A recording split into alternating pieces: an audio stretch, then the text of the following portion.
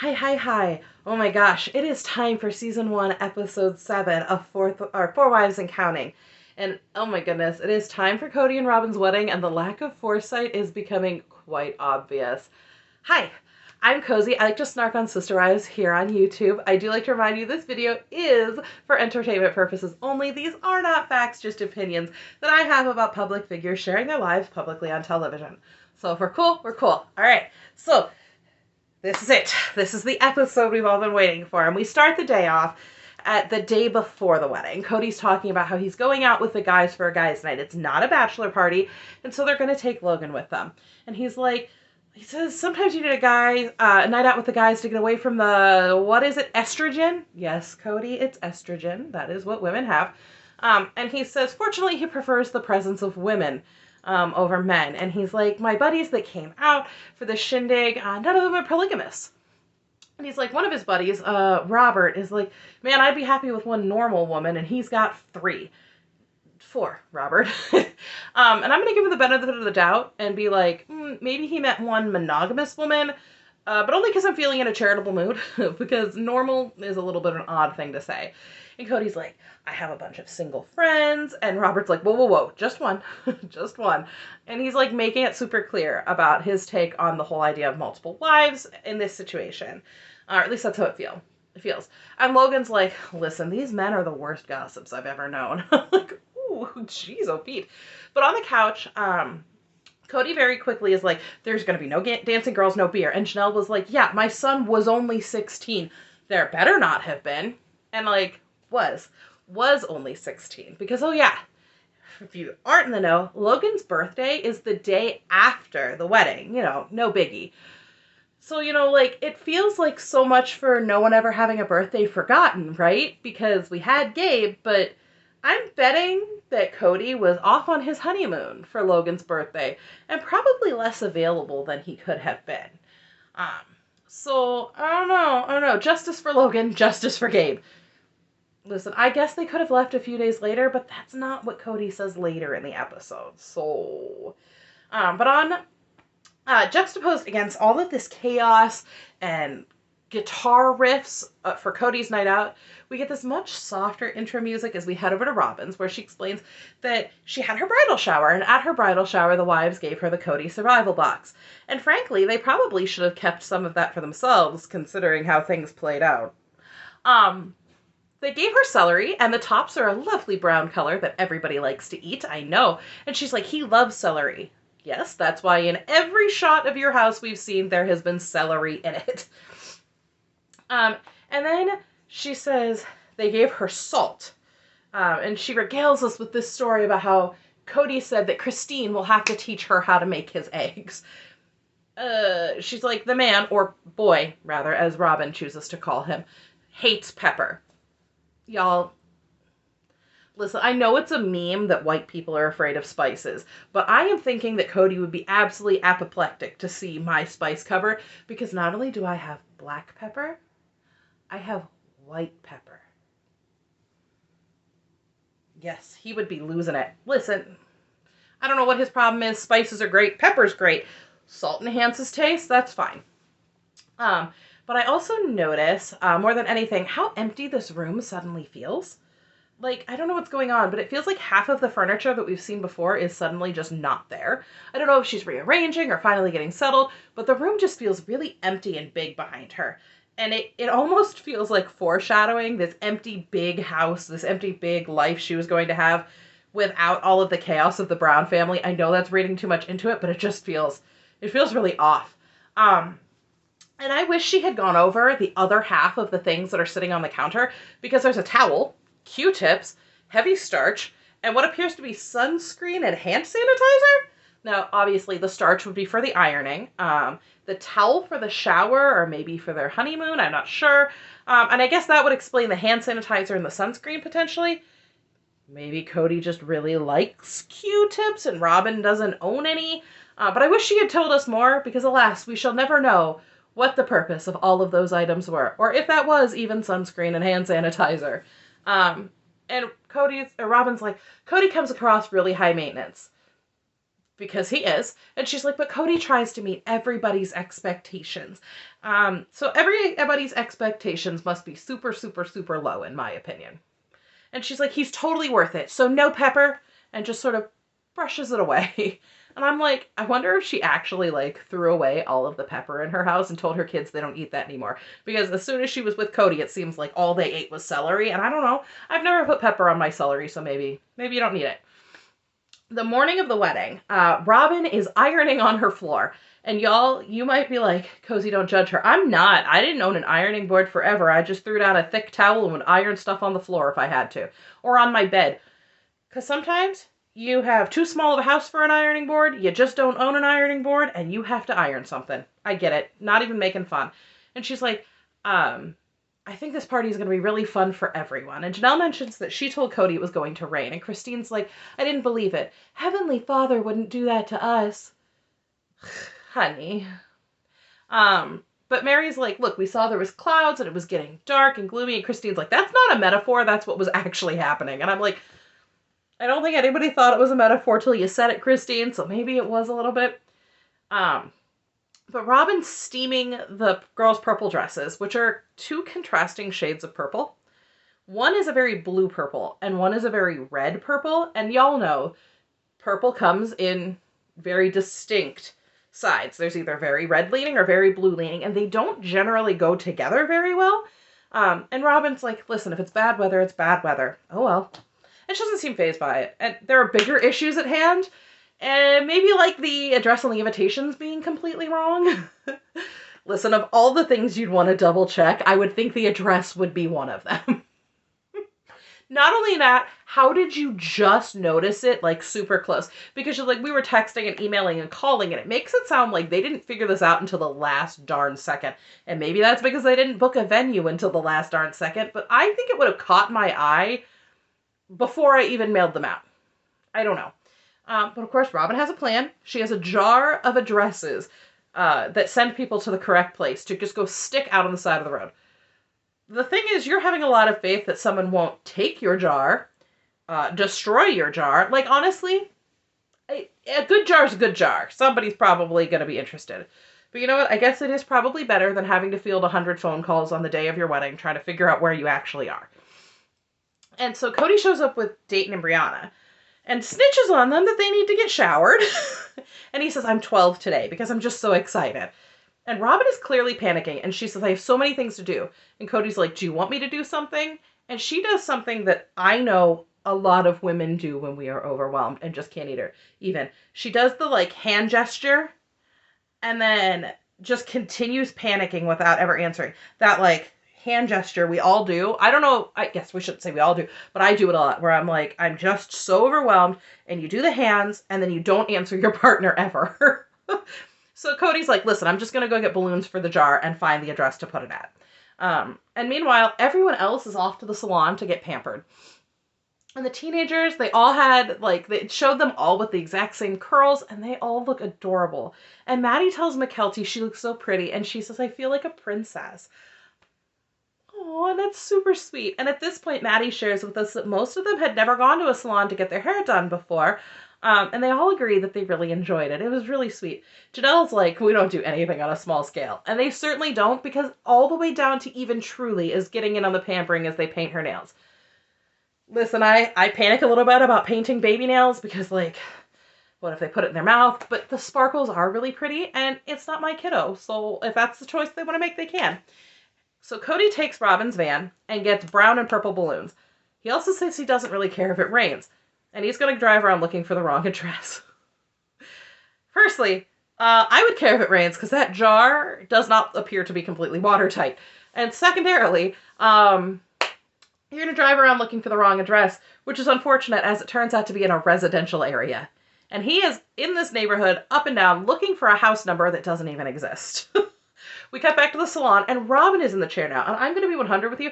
I didn't remember the part with Robyn at the salon. For whatever reason, my brain just completely wrote that out and said, oh, yeah, Robyn never made it that far. She was at the house and she did it all herself. I don't know why I would think that. She clearly didn't do that hair, but my brain just rewrote it. I don't know. Maybe in the chaos of the day, I think about them saying they were getting pampered while we see Robyn panicking and Cody out looking for the address. So maybe that's it.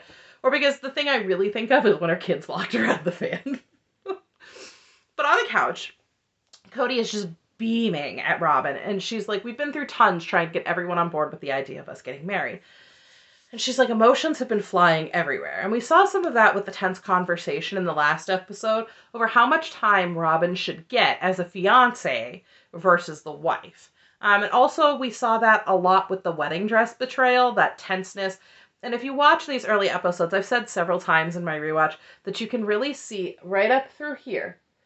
You watch right in through here, you can see Robyn's jaw just tense really tightly when the wives say certain things.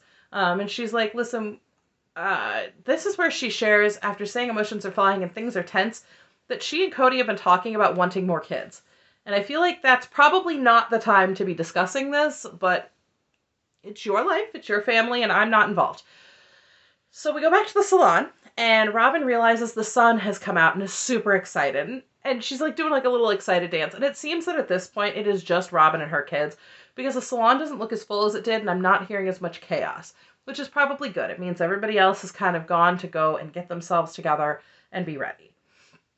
So we see Mary call Cody, and she's like, hey, are you still looking for the wrong address? And she's like, he's totally lost. And he's like, I'm not lost. The spot is lost. He's lost.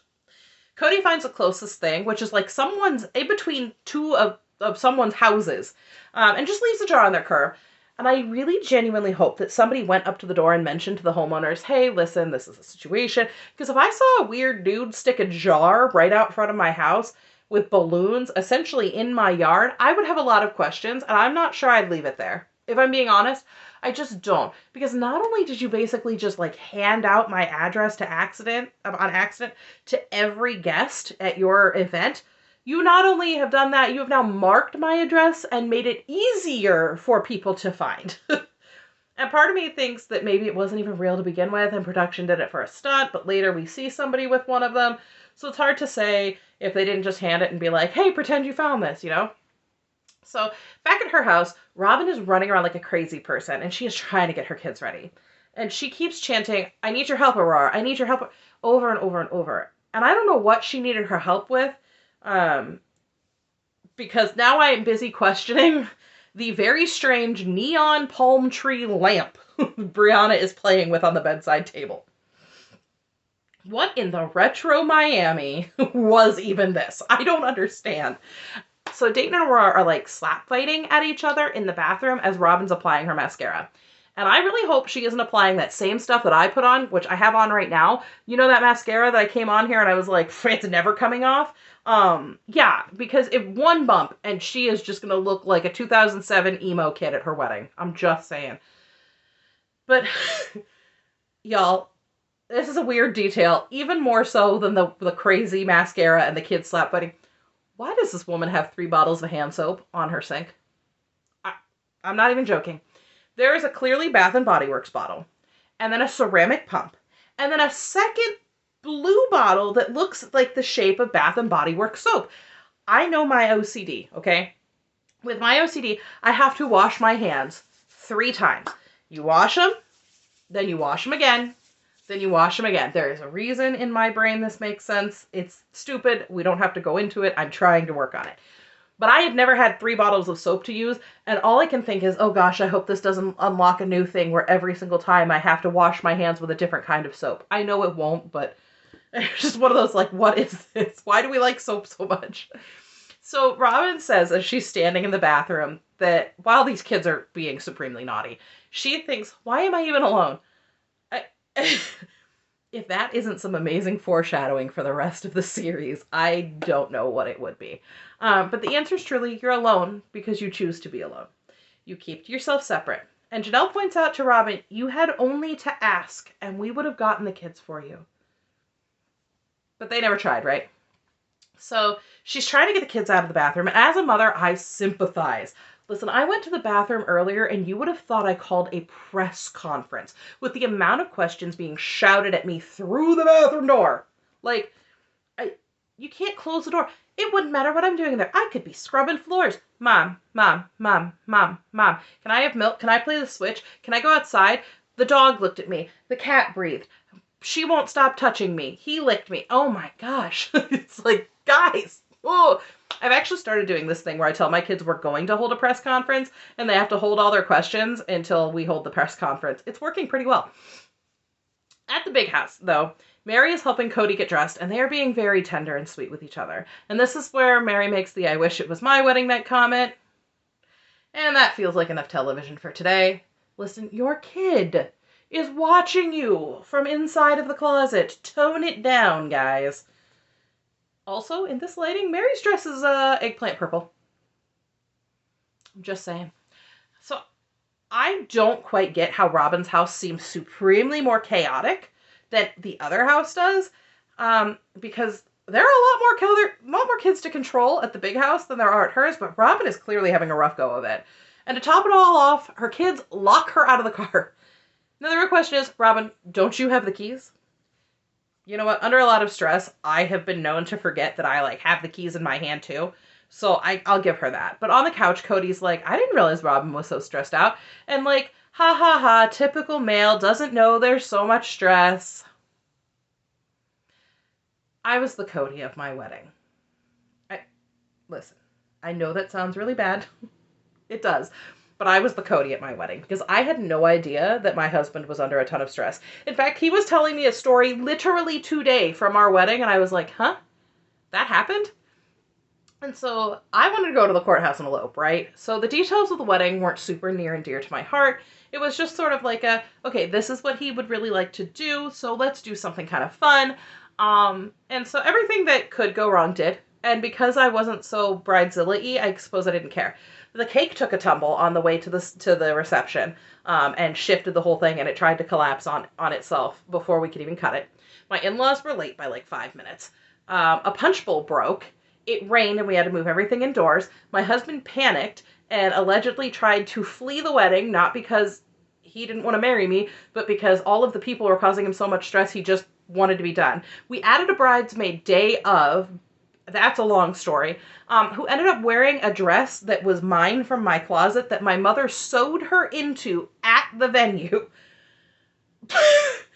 You know what? Thinking about all of these things, if I had let myself get that stressed, I would have never gotten married that day. I'd have just left too. No wonder he tried to run away. Honestly, I would have run away too if I were really thinking about it. This was chaotic wedding. So yeah, I might be the Cody because no matter that all of that happened, I was just still kind of like, oh, everything's great. This is a beautiful day. Guys. Oh, so they share with us that the cameras were not welcome at the religious ceremony because it's a private religious event. Sacred, not secret. Cody says that there are other people that they have to respect, which I suppose is true, but I'm also thinking that part of it probably had to do with an inability to get people to sign a release. Because if you're trying to keep things under wrap with polygamy being illegal and all, you're not going to want your face out there, especially not the church leadership, who likely would be held to a higher standard in Utah courts than the polygamous families would, I would assume. But Robyn talks over top of Cody when she's like, I can talk about part of it. And she's like, the religious ceremony is very beautiful. There's a lot of love and a lot of acceptance. And listen, I'm going to freely admit here that as much as I know about temple weddings inside the LDS, I know nearly nothing about what the polygamous weddings look like inside the sects outside of that mainstream church. So I'm basing this off of just knowing the writings of Joseph Smith. I'm very interested in understanding other religious sects.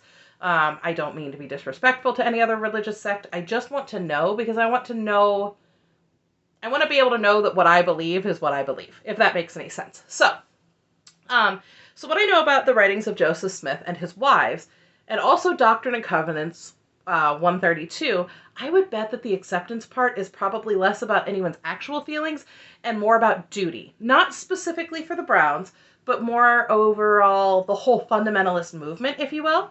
Because if you're unfamiliar with Doctrine and Covenants 132, it's the passage written by Joseph Smith to justify polygamy.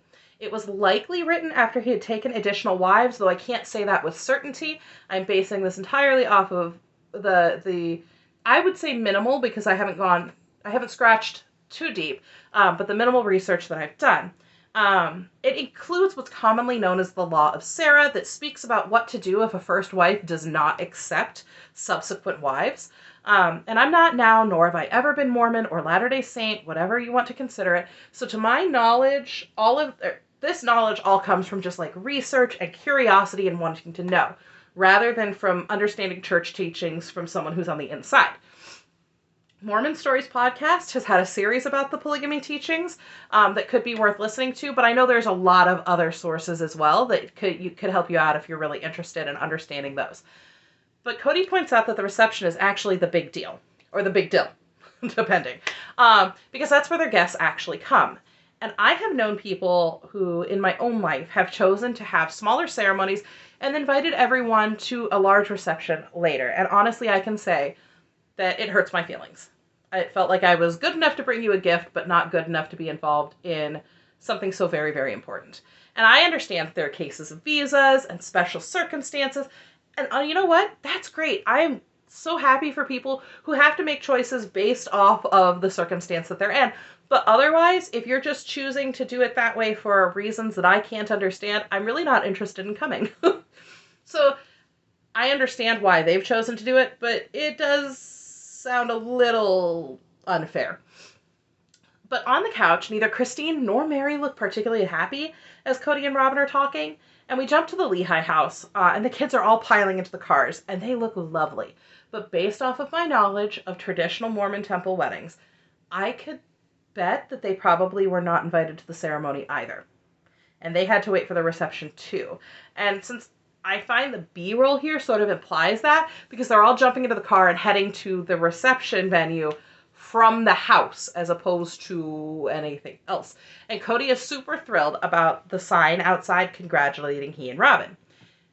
Another observation, if they were really experiencing all the prejudice that they were saying that they were, you would think it would have been much more difficult to get a venue, flowers, cakes, all the things. And yes, listen, you could easily argue that they only did this because they wanted to get that free advertisement for being on television. But by the same token, you could also turn around and argue that they wouldn't want to be involved and tied to what is considered an illegal practice. So I don't know. It just struck me as slightly odd that everyone seems so welcoming and accepting, but we're sitting here being told so much about prejudice. So I don't know. And they all gathered together to get these family pictures, and it's like herding cats. Interestingly here, Cody says, all my kids get closer on this side.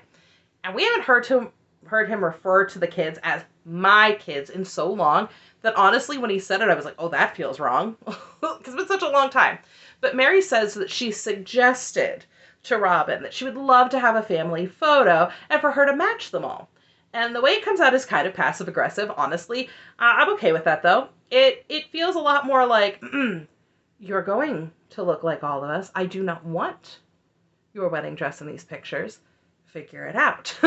And honestly, I think there might be a little bit of resentment toward Robyn, even coming from Mary, about this giant reception and how differently she's been treated in this marriage than the other wives felt like they were treated.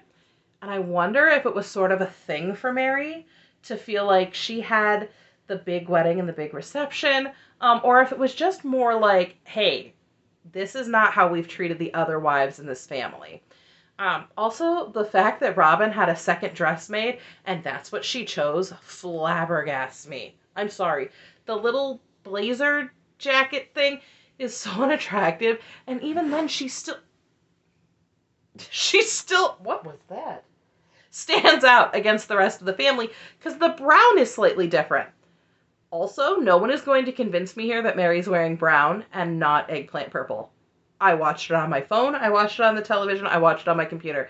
That dress looks eggplant purple. So Janelle commends Mary on her ability to visualize what she wants from the picture and get the shot. And I'm no photographer, but I am someone who struggles a lot with being told what to do. I joke about how I have attention deficit hyperactivity defiance. Because if I am doing something and you come and ask me to do it, like if I'm thinking I need to get the dishes done and somebody says, aren't you going to do the dishes? I'm like, I'm never doing dishes again. We're just eating off paper plates for the rest of our lives, kind of thing. I mean, obviously I still do the dishes, but that's what I feel. And so Mary directing every picture would definitely make me want to be like, listen, here's an iPhone. Good luck. I'm out. And so, but Mary does show some self-awareness when she's like, I really hope I wasn't annoying the photographer. She's like, I'm something of a perfectionist. Christine's like, no, really? And she's like, they call her the photo word YouTube doesn't like, but I'm sure you all know what I'm talking about. And this is the second time someone's called her that word in connection with just wanting to do something correctly. I don't understand why we ever were like, haha, that's the word we're going to use, but whatever. So on the couch, Cody's like, you're the picture goddess. And she's like, I definitely prefer that. And Robyn's like, for some reason at this point, Brianna turns on her prima donna. And Christine's like, her life was changing. And it's a very gentle reminder. And Robyn rolls her eyes and she's like, well, then the world is changing. Her life's changing every single day then. As the mom of 2 5-year-olds, I can confirm that is pretty much the case. There are giant changes every day. They're still trying to figure out how to navigate this whole world. And poor Brianna has more to navigate than anybody else. Her parents got divorced when she was very little. She moved to another state away from her dad. Now her mom's getting remarried. There are 13 extra siblings. And this little girl is processing all of this, and she's in, like, kindergarten. Like, I'd melt down too. So I understand. Things are stressful. Listen, my kids melt down at their birthday party because you just get so excited and then the emotion has to go somewhere. And Robyn's like, I was so concerned people wouldn't come because of the address mix-up. And we do see one family show us the little slip of paper and say that they went to the incorrect address. I still don't know. But she goes on to tell us that the extended family, like moms, dads, aunts, uncles, did not want to be filmed. So we tend to see a lot of tighter shots on just the Browns that we know, with more blurred edges, and some group shots where there are other faces, but the individual's relationship is never discussed. Like there's not a lower third where it says, you know, so-and-so, so-and-so. And she's like, the important part is that people were there. And Robyn explains to us how she changed into her wedding dress, which was important to her to signify she's married. I don't get the connection. Maybe I'm just, I don't know. Maybe I'm just not a wedding person. I don't know. But if it's important to her, it's important to her. And I'm also thinking how much later the confessional about the bomb being dropped about the wedding dress was filmed. So looking at her here, the women probably didn't know yet that Robyn and Cody pulled a fast one on them. So we see everyone surrounding the wedding cake as Mary presents the welcome to the club gift to Robyn. And I think Cody must have known ahead of time what was coming because he is just beaming at Mary, like big giant smiles beaming at her. But this is where we get the famous, it's a colada ring, as Robyn explains the tradition to the partygoers. We get some pictures of everyone wearing their rings together, and Robyn's like, it's like being inducted into the sorority. And they slice the wonky stacked cake as Cody's like, it fits so well because everything was so gorgeous. I looked at it several times. I don't think that was brown. That looked like black and purple. I don't know. We get footage of Robyn panicking as he tries to pull out an enormous slice, and she immediately goes into control mode. And she's like, no, we're taking that. And he's like, oh, okay. And my brain immediately goes to, this is how every conversation they have goes.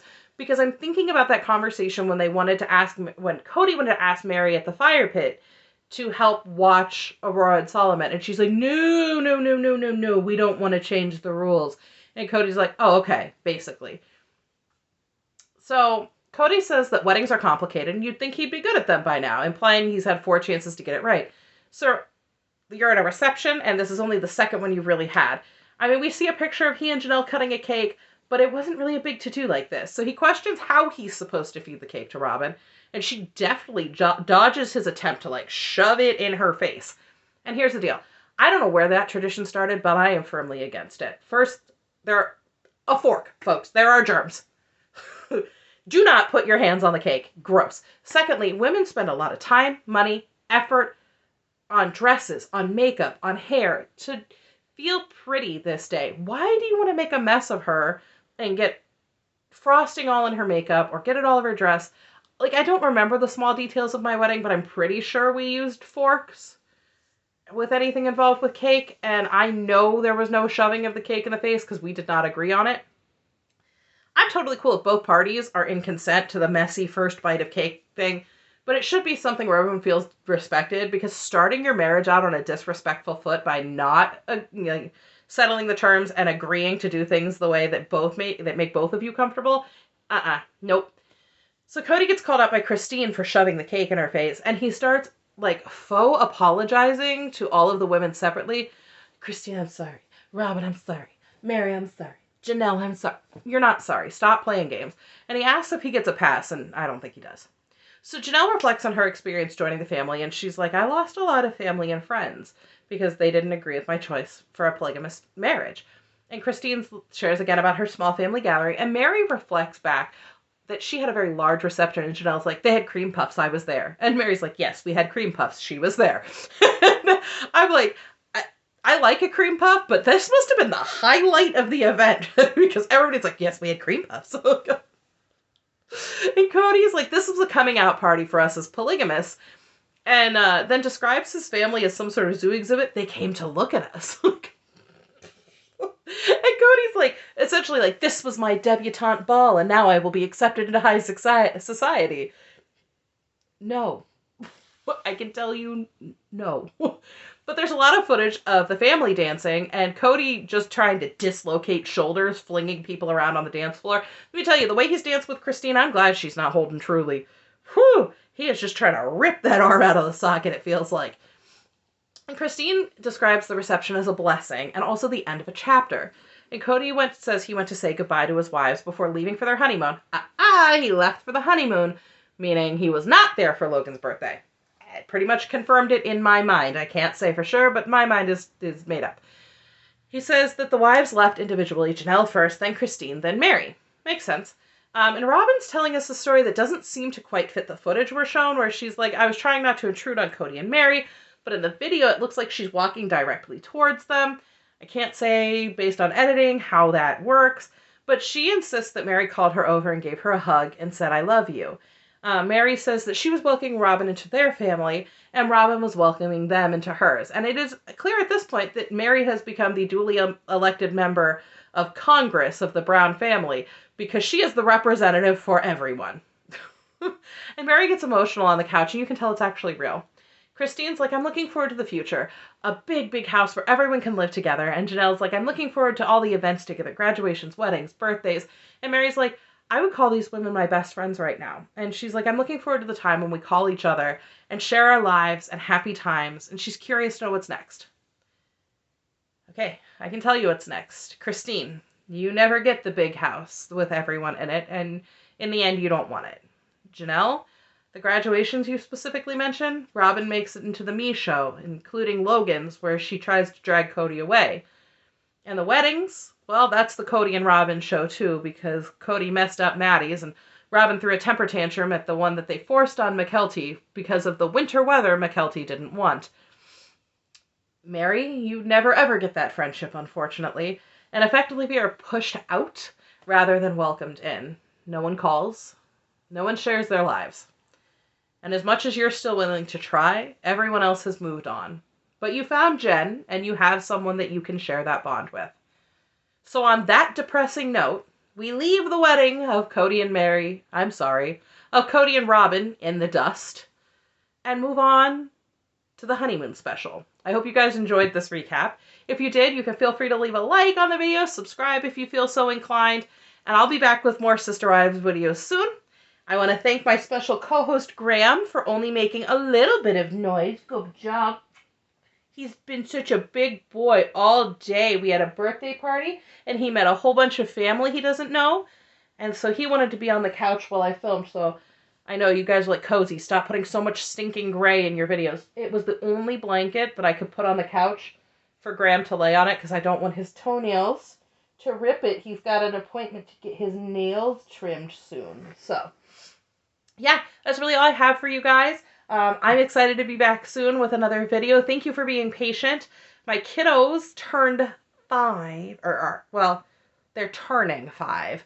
And so it's been a little bit hectic. I posted a community tab picture of the cake that I made for their birthday. I hand make their cakes because, I don't know, there's just something special about doing a homemade from scratch cake. No box stuff here. And no canned icing. I make that from scratch too. That just makes you feel really special. But this cake had a pretty intense backstory. It took 9 hours to make, and there were several failures and maybe a little bit of crying because the cake kept falling apart on me.